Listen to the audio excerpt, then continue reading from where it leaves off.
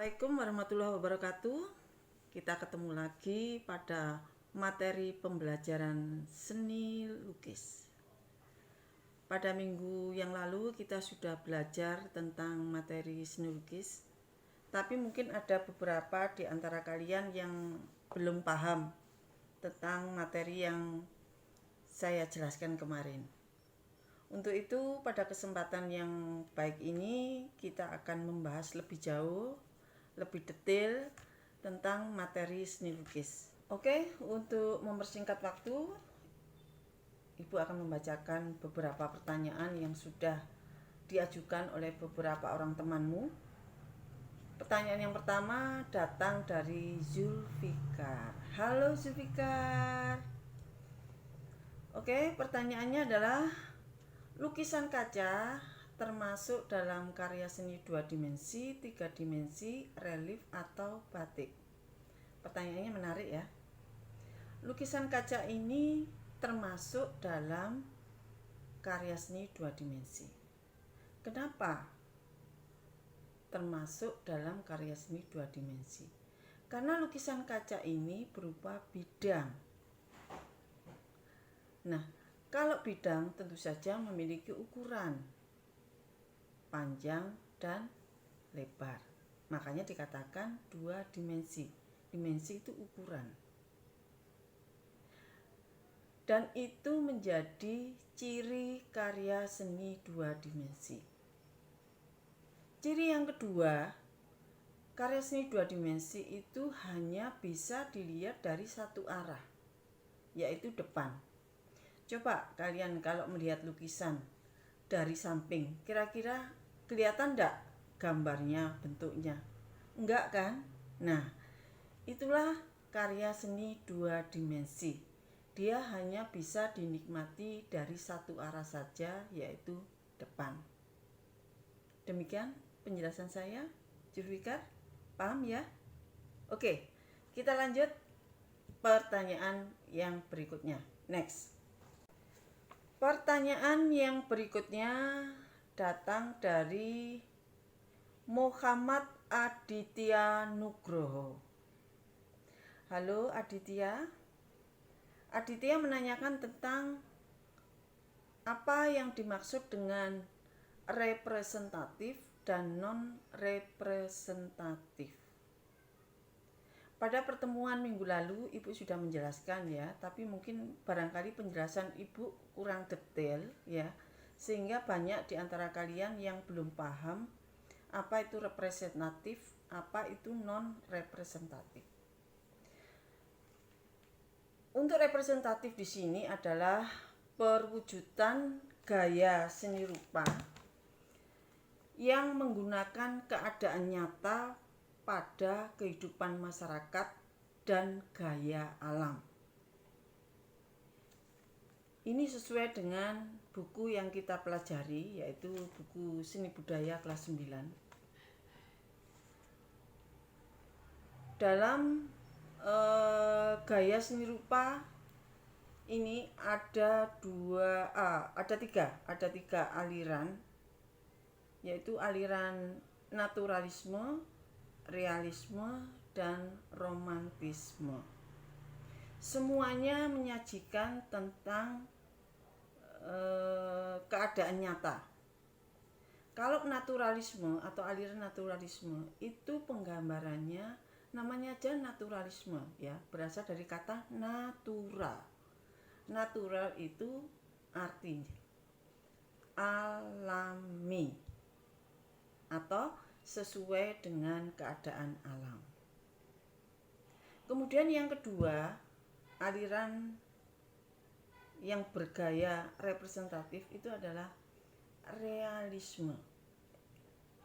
Namanya realisme. Real atau real ya, itu berarti kan nyata. Berarti aliran ini tanpa menambah atau mengurangi objek. Jadi sesuai dengan kenyataan hidup, apa yang kita lihat, apa yang kita amati. Yang berikutnya adalah aliran romantisme.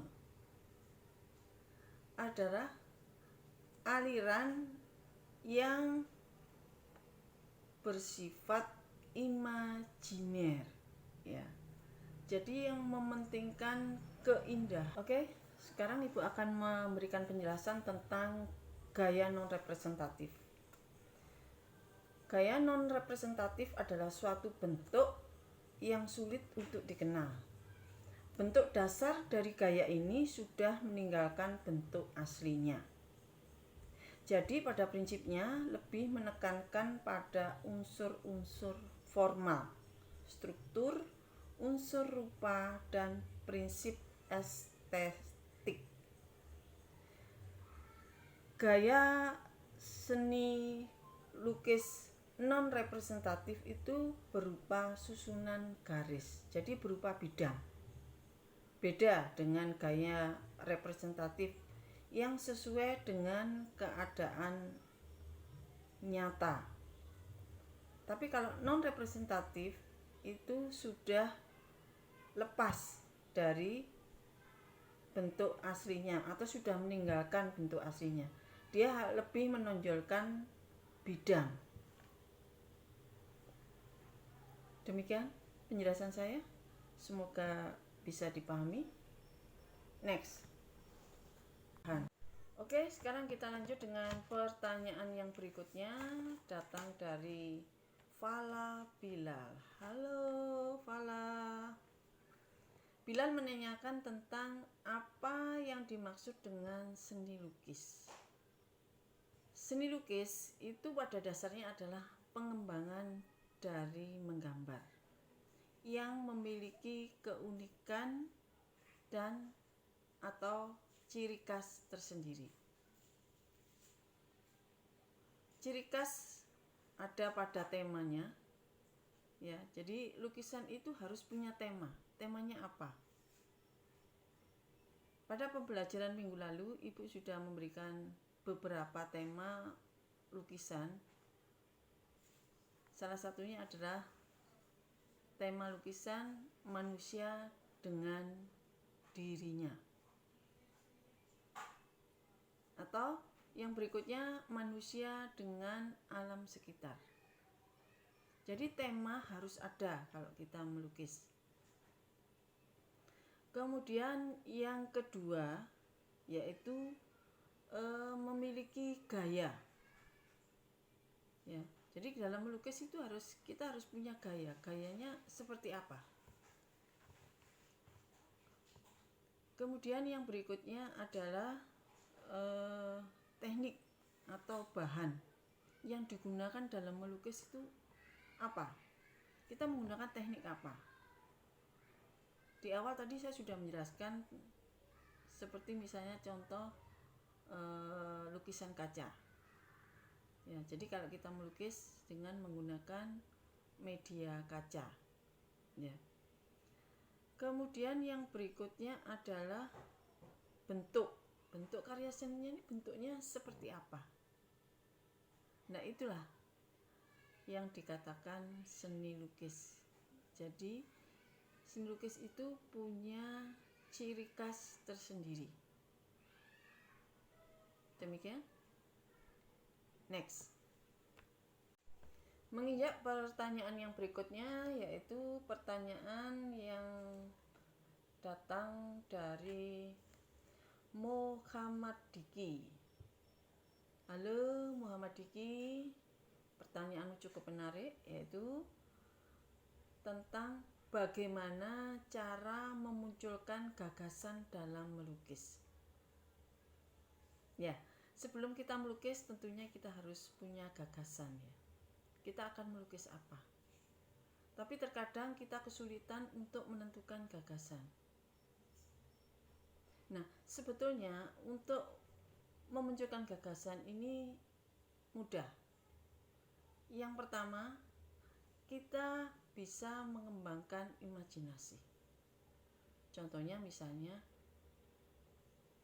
kalian pengen melukis Gatot Kaca terbang bersama Superman. Nah, seperti itu. Ya, ini imajinasi namanya. Ya. Atau apa yang kita pikirkan atau dari pengalaman orang lain.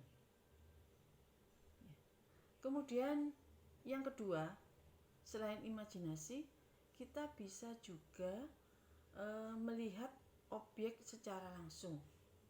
Jadi kalau misalnya kita melihat hutan, kemudian timbul ide atau gagasan, saya kepingin menggambar hutan.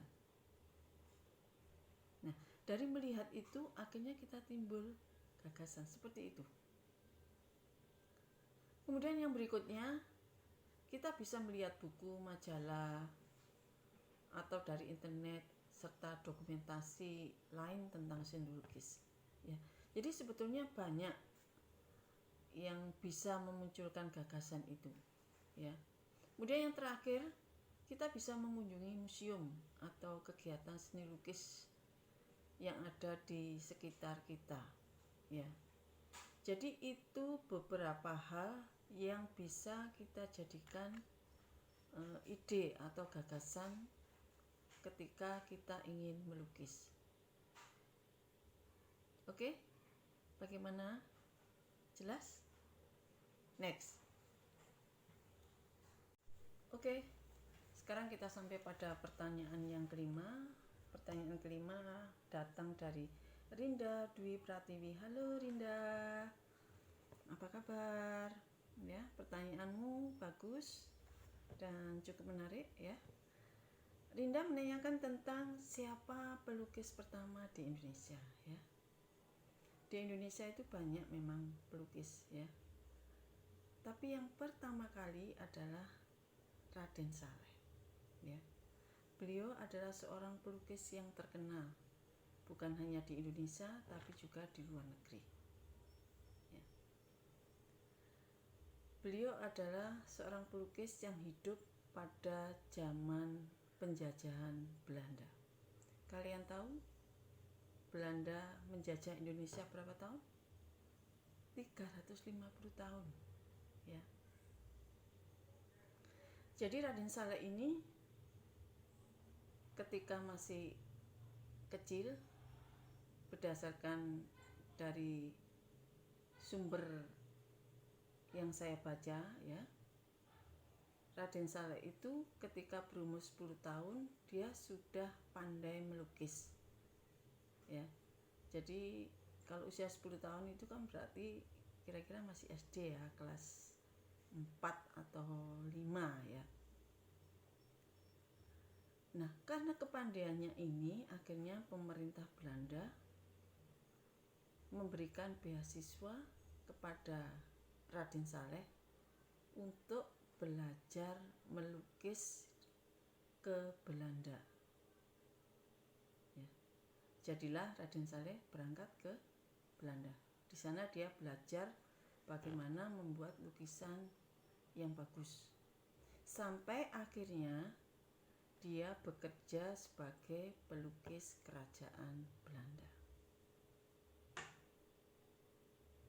Jadi karena kepandaiannya dalam melukis, Raden Saleh ini bisa terbang ke Belanda untuk belajar dengan beasiswa yang diberikan oleh pemerintah Hindia Belanda. Raden Saleh ini adalah orang Indonesia keturunan Arab dan Jawa ya. Dia adalah penganut aliran romantisme. Jadi lukisannya sangat indah dan pada waktu itu romantisme sedang populer di Eropa ya. Jadi Raden Saleh ini adalah seorang pelukis yang mempionirkan seni modern Indonesia karena dia bisa memadukan antara etnis Eropa dengan etnis Jawa. Demikian penjelasan saya. Oke, sampailah kita di akhir pembelajaran.